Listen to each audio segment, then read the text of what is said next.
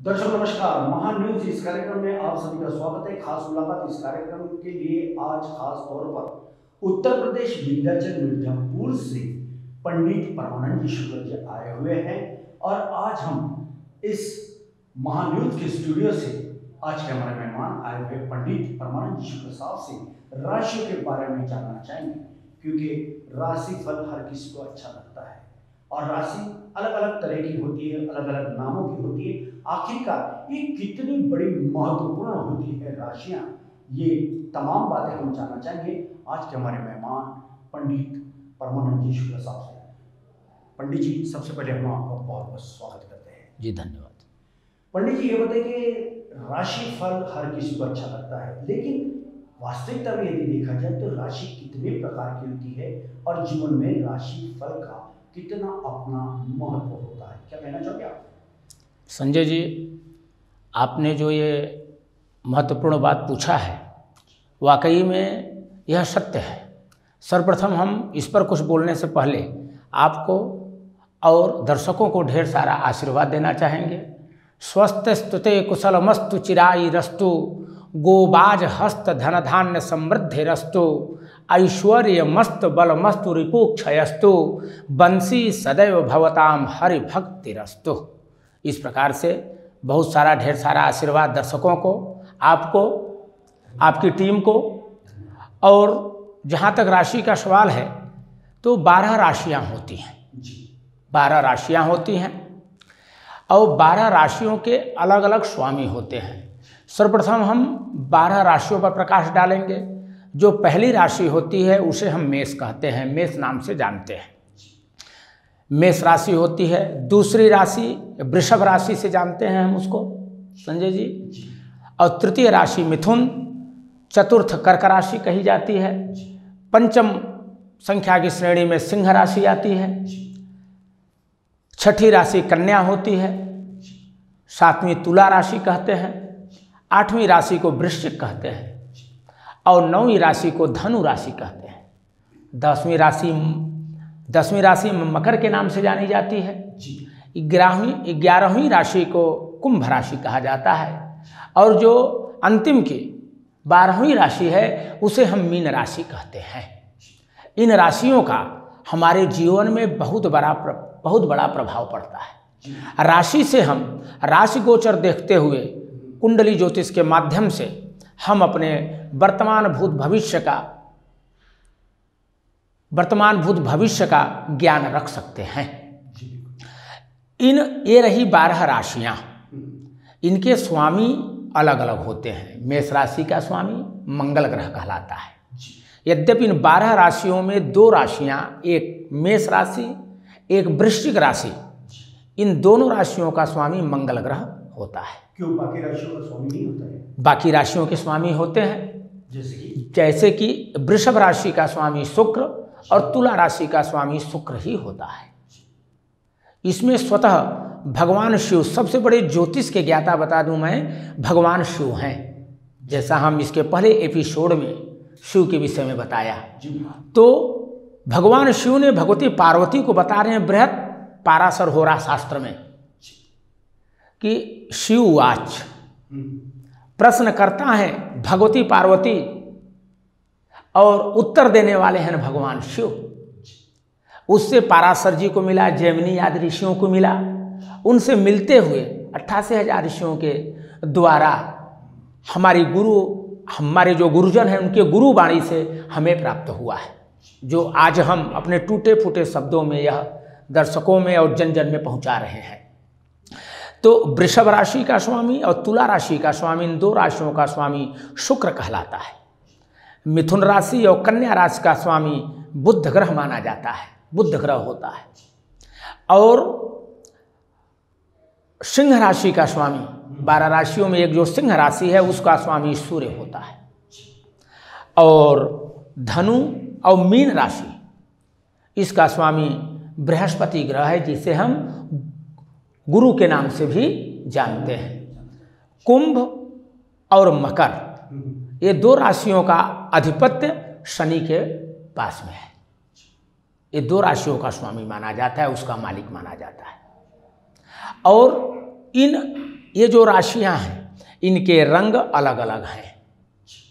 मेष राशि लाल रंग की होती है, वृषभ राशि श्वेत रंग की होती है, मिथुन राशि जो है हरित वर्ण की होती है, हरे वर्ण की होती है, हरा रंग कहा गया, बुध का रंग हरा होता है। और जो कर्क राशि, और कर्क राशि को हमने बताना भूल गया, कर्क राशि का स्वामी चंद्रमा होता है।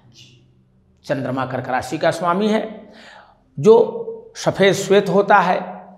सिंह राशि लाल वर्ण की होती है, एकदम गाढ़ी लाल होती है, सूर्य का रंग लाल होता है। और जो कन्या राशि है उसका भी वर्ण हरा और श्वेत से मिश्रित रंग कहा गया है उसका। और जो धनु राशि है, मीन राशि है, पीत वर्ण की होती है। धनु तो पीत की होती है, लेकिन मीन राशि जो है वो पीत वर्ण की नहीं होती। अगर यह पीत वर्ण की होती तो अलौ मेघ सिंहे रुणे युद्धकारी, वृखे करकटे तौलिके श्वेत सिद्धि, धनु मीन युगमेश पीते च लक्ष्मी, मकर कुंभ कन्या शशि श्यामा मृत्यु। इन्हीं राशियों में जब चंद्रमा पहुंचता है, जैसे मेष राशि का चंद्रमा और वृश्चिक राशि का चंद्रमा का रंग लाल हो जाता है। चंद्रमा उस समय मेष वृश्चिक राशि में जब होगा तो उसका रंग लाल हो जाएगा, और सिंह राशि पर भी चंद्रमा का रंग लाल हो जाता है। इसलिए मेष राशि, वृश्चिक राशि और सिंह राशि के जातक जो होते हैं ना, वो बड़े तेजवान होते हैं, तेजस स्वरूप होते हैं वह। और जो धनु राशि पीत वर्ण की होती है, जो लक्ष्मीदायक होती है, और धनु राशि पर चंद्रमा पीले रंग का हो जाता है। अलौ मेघ सिंहे रुणे युद्धकारी, तो अलौ का मतलब हुआ कि अलौ मेघ सिंहे वृश्चिक, मेष का अर्थ हुआ मेष, सिंह का मतलब सिंह हुआ। इन तीन राशियों पर चंद्रमा लाल रंग का होता है। वृखे करकटे तौलिके श्वेत सिद्धि, तो वृख राशि का चंद्रमा, तुला राशि का चंद्रमा और कर्क राशि का चंद्रमा श्वेत रंग का होता है, अपने प्राकृतिक रूप में होता है वह, जो सिद्धि को प्रदान करने वाला है। और धनु मीन युगमेश पीते च लक्ष्मी, धनु मिथुन, धनु और मिथुन, धनु मीन युगमेश, धनु मीन युगमेश, मीन का और धनु का और मिथुन का चंद्रमा जो है वो पीले रंग का होता है, जो लक्ष्मी सूचक होता है संजय जी। और मकर कुंभ कन्या शशि श्याम मृत्यु, मकर का, कुंभ का और तीसरी जो कन्या राशि का चंद्रमा काले रंग का हो जाता है। जो चंद्रमा का इन राशियों पर काले रंग का होना शुभ सूचक नहीं होता। जन्म कुंडली आदि में अगर यह रोग स्थान में, यह लग्नेश होकर के रोग में बैठा है या लग्नेश होकर के अष्टम में बैठा है, तो यह शुभ का सूचक नहीं होता। इस प्रकार यह 12 राशियां हैं।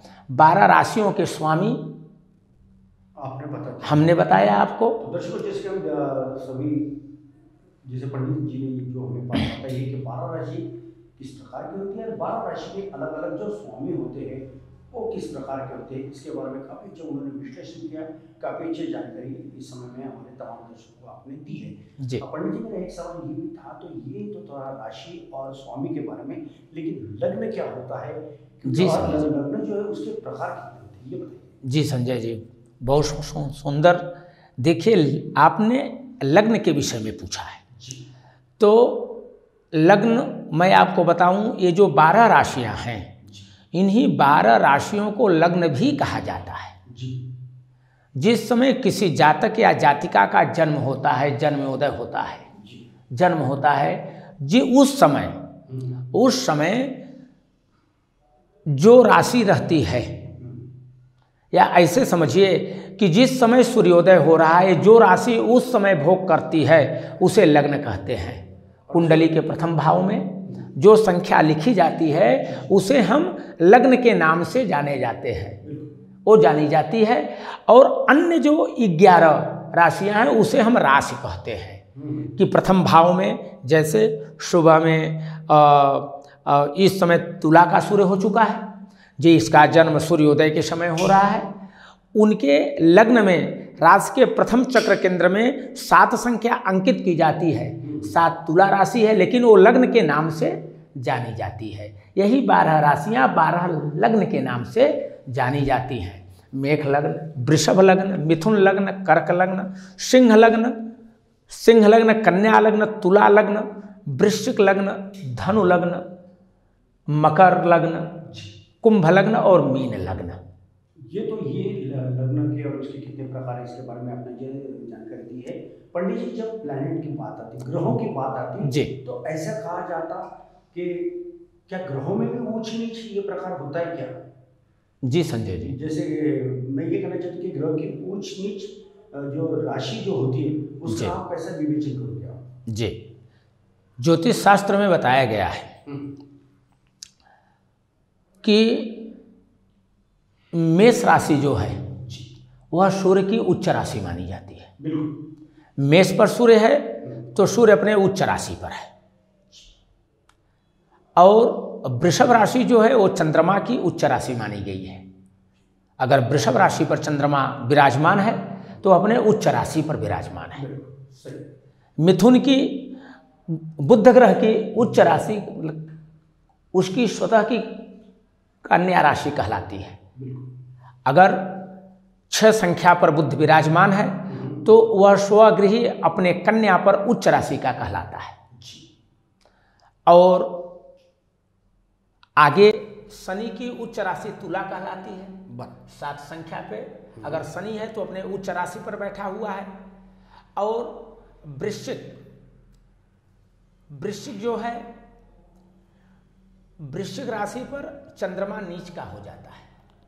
क्या बात है? वृश्चिक का चंद्रमा नीच का हो जाता है। जी जी। मेष का शनि नीच का हो जाता है जी।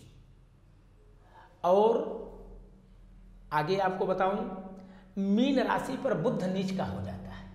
मीन राशि पे बुध नीच राशि का हो जाता है। और उसी मीन राशि पर शुक्र ग्रह जो है उच्च का माना जाता है। पंडित जी, मेरा एक सवाल ये था, जो ऊंच नीच की जो बातें, ये ऊंच क्यों होता है, ऊंचा क्यों होता है और नीचा क्यों होता है?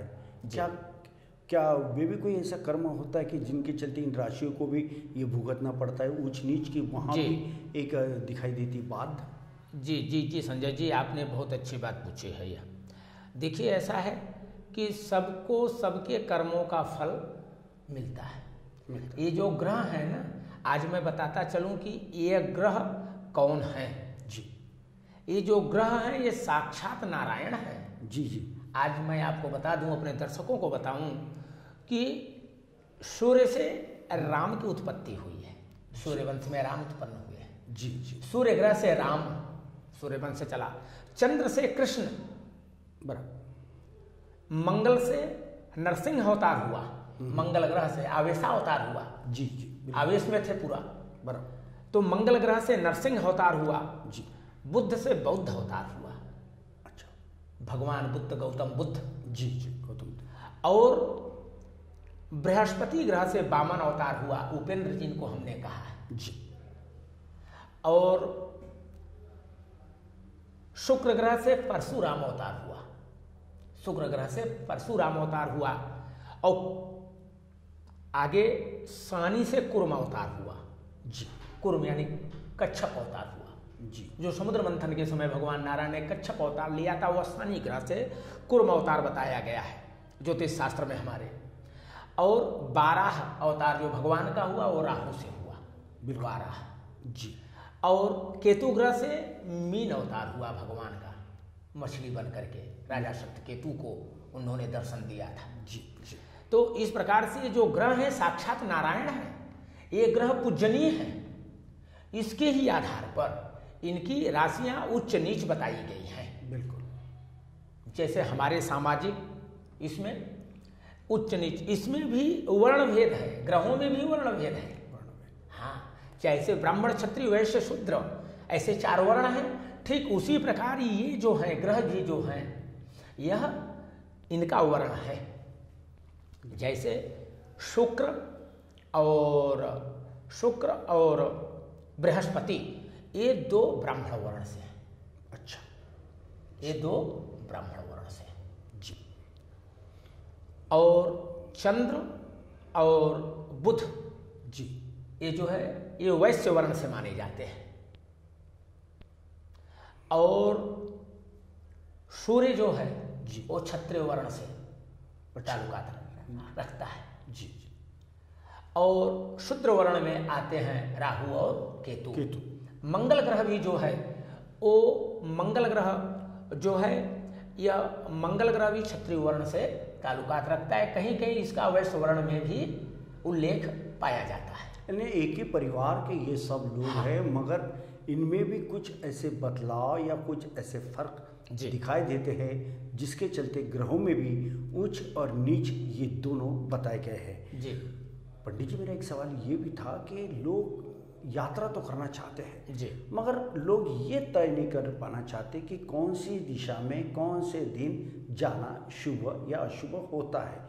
आपको क्या लगता है कि यदि किसी को अगर हिमालय जाना है, कश्मीर जाना है, दिल्ली जाना है या पूरे संसार के कोई भी कोने में यदि वे जाना चाहते हैं तो किस दिशा में जाना चाहिए? और वो जो दिशा होती है क्या उसके लिए राशि से जुड़ा हुआ कोई बात होती है या कोई दिन होता है कि जिसके चलते यह जो जिसको हम दिक्शूल कहते हैं जी, तो ये दिक्शूल का विचार के बारे में क्या कहना चाहोगे, स्पष्ट कीजिए। देखिए संजय जी, ये भी बहुत ही प्रमुख विषय है। बिल्कुल सही है। जैसे दिशाशूल में दिक्सूल में यात्रा नहीं करनी चाहिए, दिक्सूल में यात्रा न करनी चाहिए। जैसे हमको पूरब दिशा की तरफ यात्रा करना है तो हमें सोमवार और शनिवार ये दोनों दिन त्यागने पड़ेंगे। ओके। सोमवार को और शनिवार को हमें पूरब की यात्रा नहीं करनी चाहिए। अगर विशेष आवश्यक है, हमें 24 घंटे में या 12 घंटे में हमें वापस आ जाना है, तब हम यात्रा कर सकते हैं। अच्छा। परंतु उसमें भी विचार करना चाहिए कि हम किस कार्य के लिए, आवश्यक के लिए, अनावश्यक के लिए, सामान्य कार्य के लिए हम यात्रा कर रहे हैं जी। तो अगर आवश्यक कार्य है तो उस समय और दिशाशूल है, यात्रा करना बहुत जरूरी है। बिल्कुल। तो ऐसी स्थिति में यह है कि दिग्सूल के निवारण के लिए एक तो मध्याह्न का समय होता है। बिल्कुल सही। एक मध्याह्न का समय है। मध्याह्न के समय किसी प्रकार का दिक्सूल लागू नहीं होता। एक दूसरा चीज है, अगर मध्याह्न नहीं, हमको सुबह यात्रा करना है या मध्याह्न के बाद अपराह्न काल में, सायंकालीन में यात्रा करना है, तो ऐसे समय में स्वर, हमारा कौन सा स्वर चल रहा है। अच्छा, स्वर का भी बड़ा महत्व होता है। स्वर का बहुत महत्व है। जी जी। स्वर अपने आप में ईश्वर है। स्वर क्या है? जो हम बोल रहे हैं यही ईश्वर है। तो हमको उस समय जो हमारा स्वर चले, अगर दाहिना स्वर चल रहा है, दाहिनी नाक से हम श्वास को ले रहे हैं और बाईं से छोड़ रहे हैं, तो हमको जो स्वर से हम नाक श्वास खींचते हैं उस पैर को अपने डेवड़ी के बाहर आगे करके यात्रा कर देनी चाहिए। क्या बात है। जो स्वर चले वही पग दीजय, भरणी भद्रा एको न लीजय, ऐसा कहा गया है। ऐसा भी देखने में आता है कि कई लोग अपने सुबह में कामकाज जैसे जाते हैं, ऑफिस में जाते हैं, तो ऐसा कहा जाता है। इसमें सच्चाई कितनी है मुझे पता नहीं, मगर ऐसे देखने में भी आया कि घर के बाहर निकलते समय में उनको अपना बाया पैर जो है पहले निकालना पड़ता है, और जब काम से लौटते तो घर के अंदर में जो पहला कदम होता है वो दायां पाँव होता है। क्या ये सही होता है? ये देखिए, ये जो कर्मकांड को मानने वाले हैं जी, ज्योतिष पर पूर्ण आस्था रखने वाले हैं जी जी, वो इस चीज का पालन करते हैं कि वो चाहे सामान्य दिन हो या दिक्सूल का दिन हो, जी जी, वो बहुत मुहूर्त में मतलब नहीं जाते, वो अपने स्वर के अनुसार चलते हैं। इसका मतलब ये समझ लेना चाहिए कि उन्हें कुछ न कुछ जानकारी है कर्मकांड के विषय में, ज्योतिष के विषय में। वो अपने स्वर के अनुसार कार्य करते हैं कि हमारा बायां स्वर चल रहा है, हम ऑफिस के लिए रोज जा रहे हैं। जहां हम एक चीज और संजय जी बताएं आपको, जहां हमें रोज जाना है, रोज उठना है, कामकाज देखना है, कंपनी, फैक्ट्री, ऑफिस आदि में जाना है जी, तो ऐसे जगह में दिक्सूल नहीं लिया जाता। लेकिन कुछ विशेष इसके अनुयायी होते हैं जो उसको मान के चलते हैं। तो ऐसी स्थिति में वो अपने स्वर को आगे रख करके कार्य करते हैं, अपने ईश्वर को आगे रख करके काम करते हैं। उनका नाम स्मरण करते हैं। अपने नाम, उनके नाम का स्मरण करेंगे जी। और जो स्वर चलता है उसको आगे करके वो अपने कार्य के लिए चल पड़ते हैं। और जब अपने घर में आते हैं तो जो स्वर चलता है उसी स्वर वाले पग को अपने ड्योढ़ी के अंदर रखते हैं, जिससे नकारात्मक जो ऊर्जा है वो घर के बाहर रह जाती है और सकारात्मक प्रवेश कर जाती है। इसका रहस्य यह है। तो जैसा मैं आपको बता रहा था कि सोमवार शनिवार को पूरब दिशा की यात्रा नहीं करनी चाहिए। आवश्यक होने पर जो स्वर चलता है वही पैर ड्योढ़ी के बाहर निकाल करके हमें यात्रा कर देनी चाहिए। बस पंडित जी, एक मेरा ये भी सवाल और था। हाँ, मेरा सवाल ये भी था कि ये तो रहा दाया और बाया पाँव का या स्वरों का ये जो काम है, लेकिन मैं अक्सर ये देखता हूँ कि कई जो व्यापारी होते हैं, बड़े बड़े दुकानदार होते हैं, छोटे भी होते हैं, वो जब या घर का कोई कामकाज अपने को होता है, जैसे कोई लाइट भी यदि बंद करना हो तो बाएं हाथ से लाइट बंद किया जाता है, खोलने का शुरू करना हो तो दाएं हाथ से किया जाता है, या कभी लॉक लगाना हो तो अक्सर ये देखा जाता है कि बाएं हाथ से वो लॉक को बंद करते हैं, मगर चाबी खोलने करेंगे तो दाएं हाथ से ही खोलते हैं। तो ये भी कोई बात होती है क्या? देखिए, ऐसा है तो पहले तो मैं इस पर यह प्रकाश डालूंगा संजय जी कि लोग एक जो कहते हैं कि ये वामावर्ती हैं, दहिनावर्ती हैं, बहुत लोग बाएं हाथ से भी भोजन करते हैं, लिखते भी हैं, वो लिखते भी बाएं हाथ से हैं। तो कुछ लोग इस प्रकार के भी होते हैं जिनका बायां हाथ ज़्यादा कार्य में आगे आगे बढ़ता है। कुछ तो इस वजह से होता है, कुछ हम अपने शरीर को घुमाना नहीं चाहते, बैठे बैठे ही हम अगर बाएं साइड में मतलब कि बोर्ड है तो उससे ही वो कार्य को कर लेते हैं, आलस से। कभी ये भी सामने आ जाता है। जी। और रही बात ये कि हम खोलते समय दाहिने हाथ से खोलते हैं, यद्यपि ये दोनों हाथ हमारे हैं। क्या बात? बजे कर से जुगल ताली, नियम यही सदा से है। क्या बात? प्रजा है जबकि राजा से, तो राजा भी प्रजा से है। बहुत शानदार, बहुत शानदार। जड़ ही खोखला होगा तो पत्ता कब हरा होगा, न राजा का भला होगा न प्रजा का भला होगा। तो कहने का मतलब यह है कि एक हाथ से ताली बजती नहीं है। और ये शरीर के दोनों अंग हैं, दोनों अंग हैं और दोनों अंग पूजनीय हैं। पूजनीय, हर एक के अपने कार्य दिए गए हैं। अपने हर एक के कार्य दिए गए हैं। बिल्कुल बिल्कुल, अपने हर एक के कार्य दिए गए हैं। बिना बायां हाथ लगे दाहिना हाथ कुछ नहीं कर सकता। तो दाहिना हाथ ब्रह्म का स्वरूप है, तो बायां हाथ शक्ति का स्वरूप है। शक्ति का स्वरूप है, बहुत बढ़िया, शक्ति का स्वरूप है। जी जी जी। जैसे ये मतलब पंजे हैं हमारे, अलग अलग हैं, ये कमजोर हैं। जब ये पांचों मिल जाते हैं तो इसमें ताकत आ जाती है, यूनिटी कुछ यूनिटी बन जाती है हमारी। हमारा जो पुरुषार्थ है वो हमको कुछ करने के लिए हमको अग्रसर करता है, राइट। जिस प्रकार से पंचतत्व से बनी हुई यह शरीर है हमारी, पंचतत्व से शरीर बनती है, पंच ज्ञानेंद्रियां होती हैं, 5 कर्मेंद्रियां होती हैं, 5 तिहाई 15 और एक मन होता है 16वां। यही हमारे कर्मकांड में, हमारे सनातन धर्म में इसी को षोडशोपचार पूजन कहते हैं जी। पंचतत्व से बनी हुई यह शरीर हमें प्राप्त हुई है, ये नश्वर शरीर है, हमको भगवत भजन के लिए भेजा गया है। ऐसा हमारे कहने का मतलब नहीं है कि आप दिन रात भगवत भजन करते रहें। हम सांसारिक मतलब प्रवृत्ति में हैं जी, जब भी समय मिले तब सिमरन करते रहना चाहिए। भगवान ने कहा है कि सब कुछ, भगवान कृष्ण ने कहा है कि सर्वधर्मान परित्यज्य माम एकम शरणं व्रज, अहम त्वाम सर्व पापेभ्यो मोक्षयिष्यामि मा शुचः। सही, यस। सब कुछ का त्याग कर दो आप, लेकिन अपना मन मुझे, मेरे चरणों में अपना मन दे दो। केवल भगवान ने मन माना है, क्योंकि मन मांगा है, क्योंकि मन जो है बकरी है, अजा है।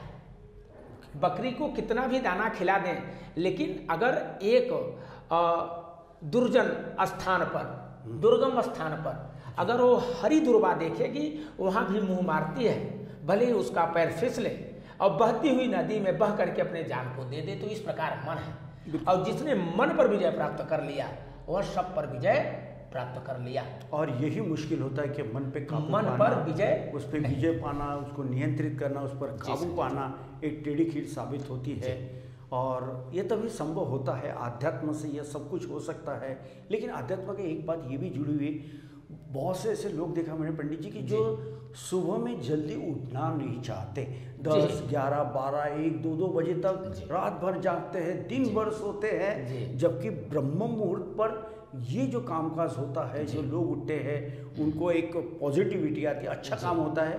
क्या ये सही है, ब्रह्म मुहूर्त पे उठना चाहिए या फिर दिन भर सोना चाहिए? संजय जी बहुत अच्छी बात पूछी। मैं इसके पहले दिक्सूल के विषय में बता रहा था आपको। बिल्कुल, 1 मिनट समय लूँगा। बिल्कुल। तो जैसा मैंने बताया कि सोमवार शनिवार को पूरब की यात्रा नहीं करनी चाहिए, मंगलवार बुधवार को उत्तर की यात्रा नहीं करनी चाहिए। बुधवार के दिन उत्तर की यात्रा कर सकते हैं, सूर्योदय से 1 घंटे के बाद हम कुछ खा करके उत्तर की यात्रा किया जा सकता है। लेकिन मंगलवार को उत्तर की यात्रा बिल्कुल न करें अगर लंबी यात्रा करनी है। और बृहस्पतिवार को हम दक्षिण दिशा की यात्रा का त्याज्य कर देंगे, त्याग करेंगे। शुक्रवार और रविवार को पश्चिम की यात्रा नहीं करनी चाहिए। इस प्रकार से 7 दिनों में यात्रा का है, लेकिन आवश्यक होने पर स्वर का ध्यान रखते हुए जो स्वर चले उसी पर पैर को आगे बढ़ा करके हमें यात्रा करनी चाहिए। और जो आपने ब्रह्म मुहूर्त की बात, सुबह सुबह की बात आपने पूछा, ये समझिए जीव के जीवन में ब्रह्म मुहूर्त जो है बहुत ही प्रमुख है। उस समय जो ब्रह्म मुहूर्त 4 बजे भोर से शुरू होता है, बिल्कुल, और सूर्योदय से पूर्व तक ब्रह्म मुहूर्त माना जाता है, बिल्कुल, क्योंकि उसके बाद तो कालों की क्रियाएं शुरू हो जाती है। काल हो जाता है प्रातः काल हो जाएगा, फिर उसके बाद मध्याह्न काल हो जाएगा, अपराह्न काल हो जाएगा, समझ रहे हैं, फिर सायंकालीन होगा, संध्या काल, फिर रात्रिकालीन, फिर निशा रात्रि। तो देखिए ब्रह्म मुहूर्त कहा गया है।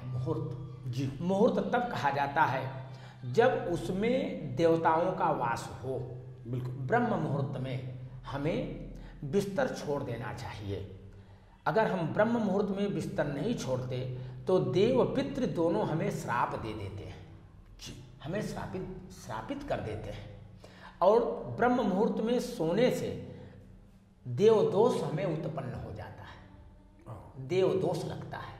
उस देवदोष से बचने के लिए हमें ब्रह्म मुहूर्त में सूर्योदय से, अगर मान लीजिए 4 बजे 5 बजे नहीं उठते हैं तो सूर्योदय से पूर्व हमें बिस्तर का त्याग कर देना चाहिए। क्योंकि ब्रह्म मुहूर्त में देवी देवता गंगा स्नान के लिए वो जाते हैं।